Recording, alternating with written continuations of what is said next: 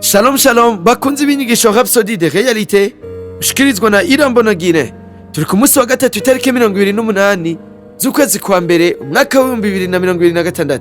Turi guce ca mbere kijanye n'ijambo ry'umunsi. Ivyo bisaba ugutahura kurengeye ukumuntu.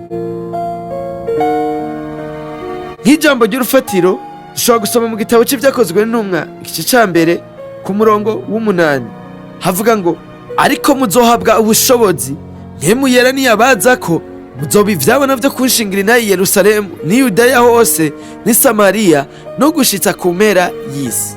Kuvuga ubutumwa bwiza biva mu gutahura kurengeye k'umuntu. Mutahure ko ntavuze ngo ukurorera, ariko ntukurengeye uk'umuntu.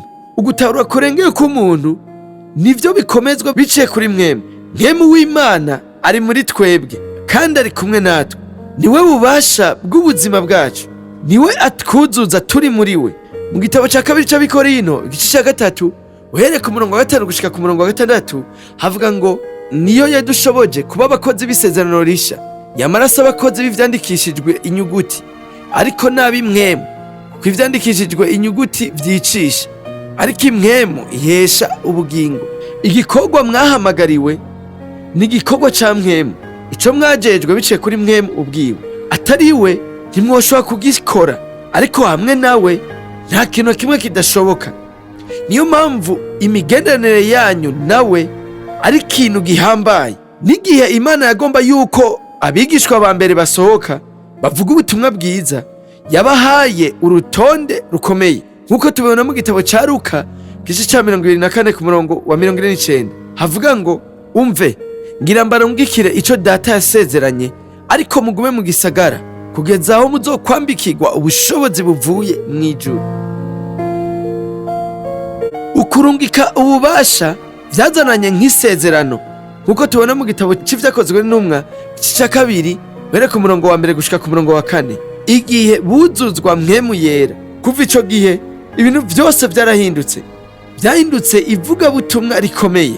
Baravuze ubutumwa bwiza bashize amanga, bagaragaza n'ububasha bw'Imana biciye mu bitangaza n'ibimenyetso n'utwumiza vya mpemu yera. Aleluya! Ubutumwa yaduhaye biragoye ko umuntu abutahura mu buryo bw'umubiri hatabaye gutahura kurengeye k'umuntu. Vyari bisanzwe ko abantu ba kiriya gihe ca Bibiliya bavyizera kuruta abantu ba kino gihe, ariko rero baracakeneye kandi ugutahura kurengeye k'umuntu.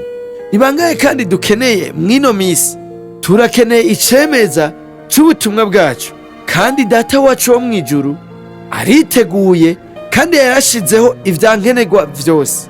Si mwebwe muhari kugira ngo mugerageze kugira ngo mwemeze Imana itange ivyemeza.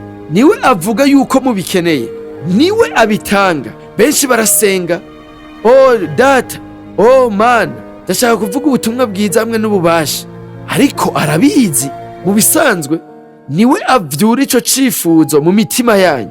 Rero mutegere neza, mu gihe abarongora mu ntambuko mukwiye gukurikiza, mwarahawe mpemu yera, murafise ubushobozi bwo kuba icabona ciza, uwugwiza ivyemeza nk'uko twabisomye mu murongo wacu twatanguriyeko. Nuko mugira icizere ubuntu bwiwe buri ku gikorwa mu buzima bwanyu, mugira icizere ijambo ryiwe igihe ababwiye, kandi abarongora mu mitima yanyu muvyakira. Impanuro ziwe zamara ibintu birengeye gutahura k'umuntu, nawe umenga ni ibintu atari vyo gukurikira mu bigaragara.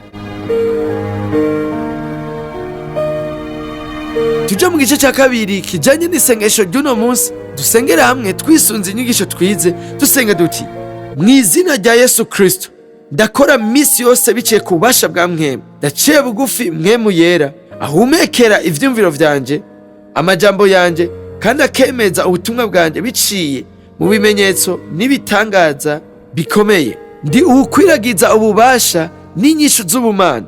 Kubera jewe ubuzima bwa benshi burahinduka, amahanga arakogwako na mwemu w'Imana. Amen. Twizera ko mwahezagiwe n'iyo nyigisho. Turabatumira kugira Yesu Kristo umwami w'ubuzima bwanyu mu gusenga gutya: Mwami Imana, ndizera n'umutima wanje wose muri Yesu Kristo, umwana w'Imana nzima. Ndizera ko yapfuye ku bwanje kandi ko Imana yamuzuye mu bapfuye. Ndizera ko ari muzima uyu munsi.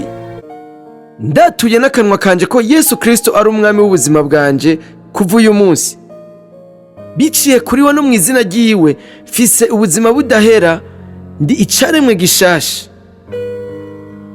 Ndagushimiye mwami ko kijije umushaha wanje, ubu ndi umwana w'Imana. Aleluya! Turagukeje, ubu uri umwana w'Imana ukeneye impanuro zo gukura nk'umukristo. Twakure kuri 61 40 ubusa 14.